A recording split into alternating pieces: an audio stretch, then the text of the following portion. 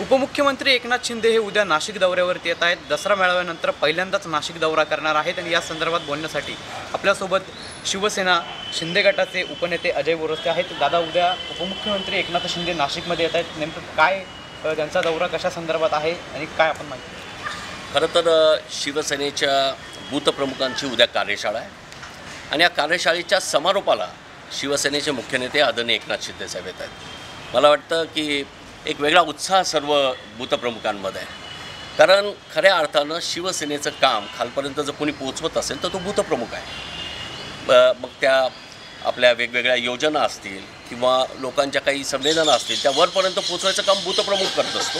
परंतु ह्याच बूथप्रमुखांना भेटायला थेट मुख्य नेते आदरणीय एकनाथ शिंदे साहेब येतात। मला वाटतं यापेक्षा अधिक आनंदाची बाब असूच शकत नाही।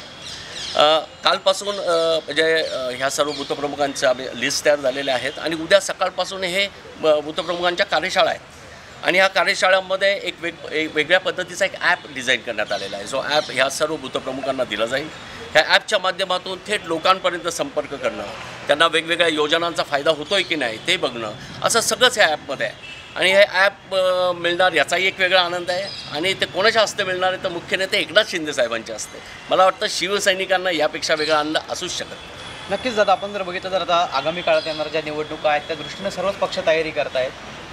आपण जर बघितलं तर महायुतीमध्ये भाजप जे आहे कुठेतरी स्वबळाचा संकेत देते, त्यामुळे उद्या कुठेतरी या संदर्भात आपल्या मुख्य नेत्यांशी चर्चा होऊ शकते। आगामी नाशिक महापालिका असेल, नाशिक जिल्ह्यातील ज्या पंचायत समिती, जिल्हा परिषद यांच्या निवडणुकींसंदर्भात मुळात शिवसेना या संघटनेचा केंद्रबिंदू हा कायम शाखाप्रमुख राहिलेला आहे। हे आज नाही, पहिल्यापासून कुठली निवडणूक डोळ्यात समोर ठेवून शिवसेना काम करत नसते आणि त्यामुळे तुम्ही म्हणतात की कोण स्वतंत्र लढणार, कोण महायुतीत लढणार, यापेक्षा आम्हाला महत्त्वाचं असं आहे की प्रत्येकाला प्रत्येकाचा पक्ष वाढवण्याचा अधिकार आहे, तो त्यांनी वाढवला पाहिजे।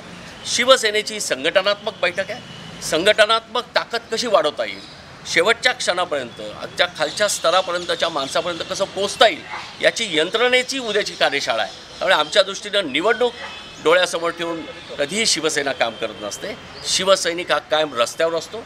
कुठलाही ॲक्सिडेंट बघा, तुम्हाला शिवसेनेची ॲम्ब्युलन्स दिसेल, त्यांना रक्तदान करताना तुम्हाला शिवसैनिक दिसेल। आमच्या माय भगिनीचं कुणी जरी वाट्याला गेलं तर त्याच्या कानामागं लगावणारा शिवसैनिकच असतो। त्यामुळे शिवसैनिक असल्या फक्त निवडणुका आल्या म्हणून कामाला लागला असं कधी होत नाही। शिवसेनेतला संघटनात्मक ही रचना ही कायम चालू असते आणि त्यामुळे बूथप्रमुखांच्या कार्यशाळा ही आमच्या दृष्टीनं अत्यंत महत्त्वाची आहे। नक्कीच आता आपण जर बघितलं तर मागच्या काही दिवसांमध्ये मोठ्या प्रमाणात शिवसेनेत इन्कमिंग झालेली आहे। आपण जर बघितलं तर अनेक मोठे प्रवेश देखील आपण करून घेतलेले आहात, त्यामुळे साहजिकच इच्छुकांची देखील संख्या वाढते। त्यामुळे कुठेतरी शिवसेना ही स्वतंत्र लढेल की महायुतीत लढेल, काय?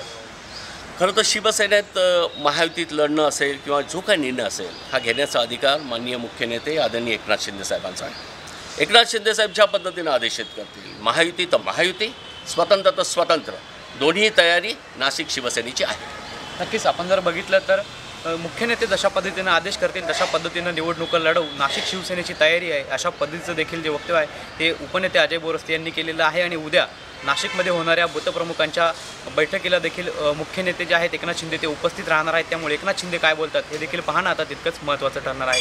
कॅमेरा पर्सन कुशल पाटीलसह पवन येवले, TV9 मराठी, नाशिक।